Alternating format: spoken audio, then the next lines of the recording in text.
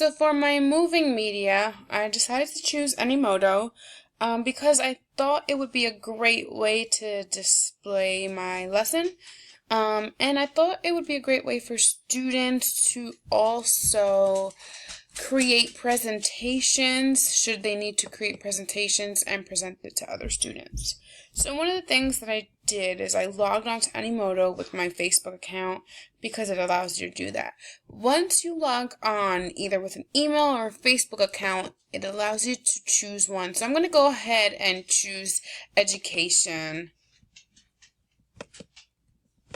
So when I click on education, I have two categories that come up.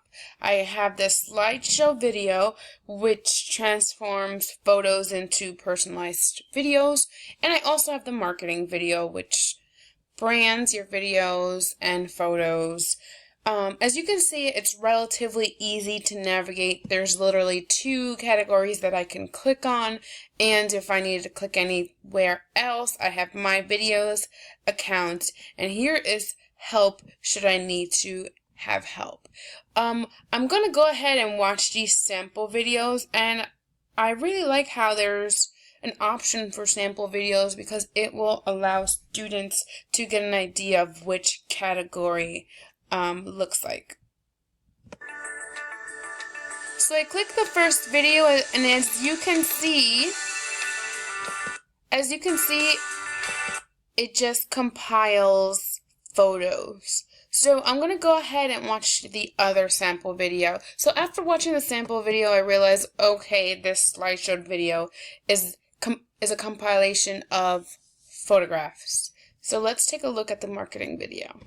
Okay, so here I clicked on the marketing video, and it's telling me that I have the ability to choose layouts, to have my voice in the video, to use collage clips, video clips, and more. So I'm going to go ahead and begin clicking on this category because this will be most helpful. The marketing video would be most helpful for meeting my educational objective.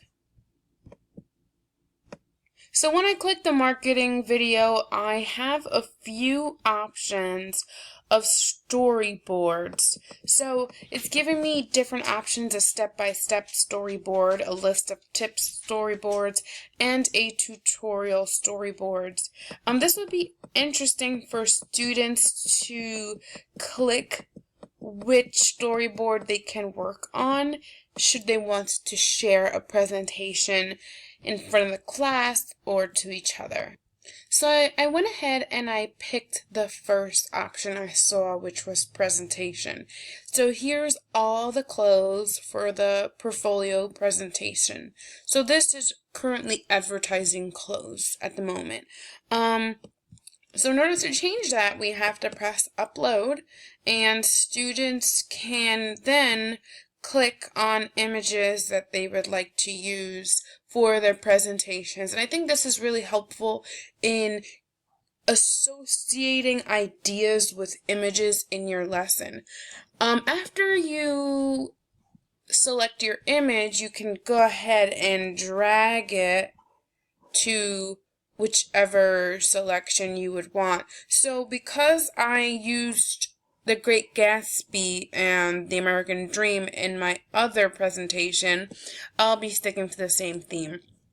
So here we have a different change of elements. So it's no longer advertising purses or backpacks. Now it's advertising The American Dream and The Great Gatsby, which was a pretty creative way for students to take ownership of their work. And as you can see, you can also change the words. So if I want to write Gatsby, I can have Gatsby written and saved. So now we have Gatsby. So I can really click on the image and edit the image and the font. So this is really good for my educational purpose because it'll allow students to create a presentation supporting their claim. or a presentation where they really put something together that's their own and they can take pride in. This will meet my educational purpose, and as you can see, students can take the time to edit and to carefully find images that work hand in hand with their text that they're reading.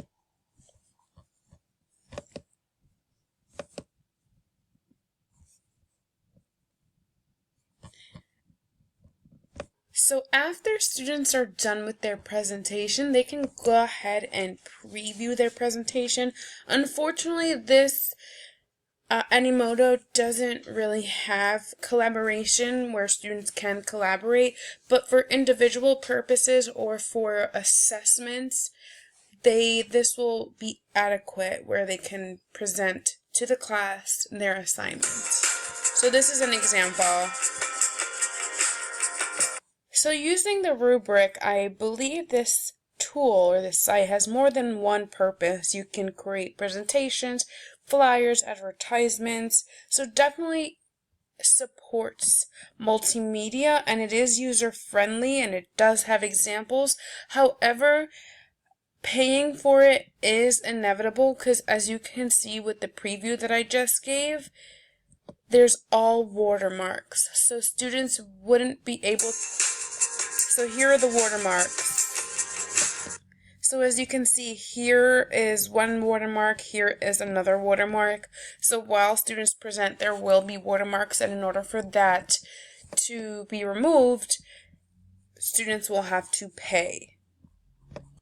Overall, I can definitely see my students using this. I would try to find a way where I can have a free account so the watermark doesn't disturb the presentation of the students.